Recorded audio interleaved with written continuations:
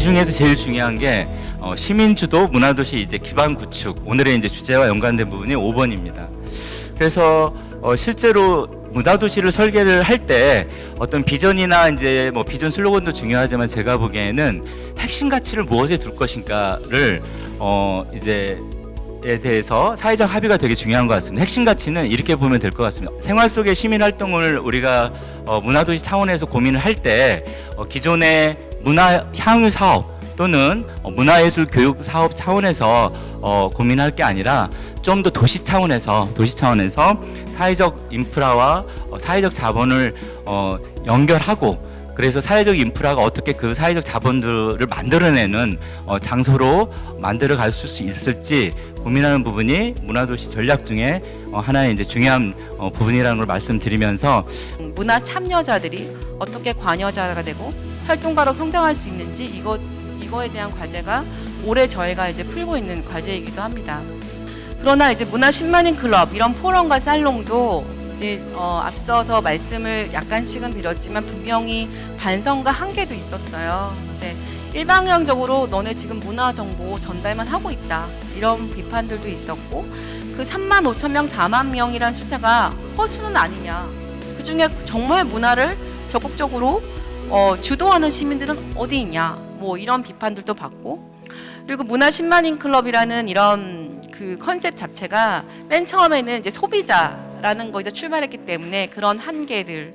그래서 저희가 이제 5년 동안 문화도시 조성 계획을 짤 때는 문화 10만인 클럽은 문화 플랫폼 C라는 형태로 지금 진화하는 단계에 있고요. 그러니까 소비자였던 사람이 누구나 생산자가 될 수 있는 이런 플랫폼을, 누구나 쉽게 참여할 수 있는 이런 플랫폼을 현재는 이제 계획 중에 있습니다. 저희가 문화도시를 준비하면서 가지고 가고자 했던 원칙 중에 하나는 연수문화재단이 문화도시를 만들 수 있는 건 아니고, 우리 도시 내에서 왕성하게 활동했던 커뮤니티들의 결속력을 다지는 것을 문화도시를 계기로 하고, 연수문화재단은 그것들을 돕는 것이지 전면에 나서서 문화재단이 그걸 만들어가는 것은 아니다. 저희가 다른 지역의 지자체의 문화도시 조성계획과 조금 다른 점이 있다면, 원도심의 문화적 재생을 통해 문화도시를 가겠다라고 하는 전환이나 변화를 계기를 가져가려고 하는 것이 아니라, 도시개발의 가장 끝자락에 있는 도시가 문화적으로 전환할 수 있는 것들을 보여줄 수 있는 계기가 지금 이번 3기 정도에는 필요하지 않을까라고 하는 생각을 가지고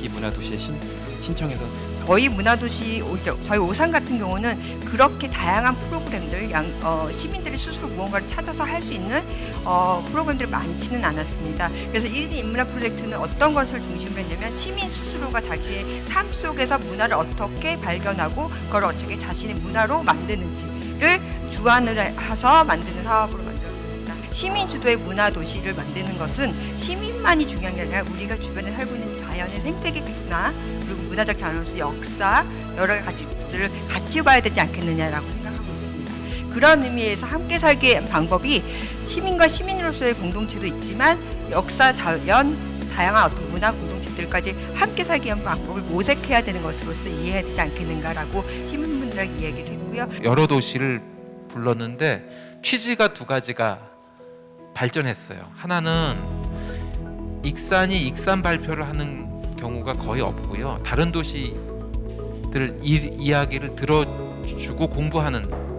자리에 서 있습니다. 그리고 익산은 3년 이상 문화도시 준비, 문화특화 지역 사업을 맡아온 공무원들이 꾸준히 처음부터 끝까지 다 참석하는 도시예요. 이런 인적 자원의 장점이 있습니다. 그 다음에 두 번째는 컨설턴트들을 모시지 않고 센터나 사업단에 있는 현장 분들을 모시는 문화도시 콜로키움의 취지를 잘 살리고 계세요. 근데 그걸 통해서 객석에 앉아 있는 시민들과 센터 직원들이 역량이 강화된다는 걸 느꼈습니다. 요즘 제가 이제 유심히 보는 거는 이제 트립이라는 어플리케이션이에요. 거기 모토가 세상에 있는 모든 경험을 판다라는 이런 모토를 가지고 있는데, 이제 누구나 좀 자기만이 가지고 있는 나는 삼계탕을 엄청 잘 끓여, 이거 경험을 같이 나누는 요리 클래스, 뭐 오전 11시에 딱 그 잔디밭, 박물관의 잔디밭을 쫙 이렇게 보면은 세상을 다 가진 같은 그런 경험들이 있다. 그래서 이런 것들이 이제 실시간으로 본인이 기획한 게 플랫폼에 올라가고 생산자가 소비자가 될 수 있고 소비자도 바로 생산자가 될 수 있는 이런 플랫폼을 이제 지역을 바탕으로 이제 온라인에서만 만나는 게 아니고 오프라인에서 반드시 만나게 되는 이런 것들을 지금 계획을 하고 있는데 이제 저희도 이제 처음이다 보니까 네, 많은 연구를 요즘에 하고 있고요. 그래서 이제 이 저희가 생각하는 이런 게 이제 청주뿐만이 아니고 다른 도시들도 다 같이 이런 도시 안에서의 문화적 삶을 조금 더 그 요즘 시대에 맞는 기술로 활용할 수 있으면 좋겠다라는 생각도 같이 하고 있습니다. 저는 문화도시 조성계획이라고 하는 것 그리고 그 안에서의 생활문화와의 연계 혹은 생활문화 정책 사업들을 하는 것이 거기에서 크게 다르지 않다고 생각이 듭니다.